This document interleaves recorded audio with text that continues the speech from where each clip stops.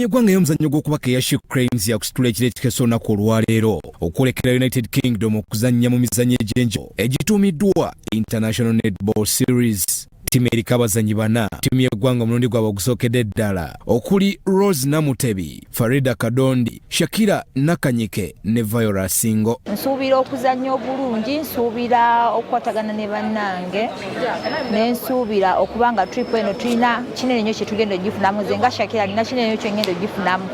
Trip yange esooka ku CRANES nkyebaliza Mukama era nga nsuubiza nti nga wenkituseeko ngenda kola ekisingayo obulungi nyongeremu buli lunaku nsobole okukiikirira eggwanga lyange bulungi mu buli trip na buli tournament gyezeeko.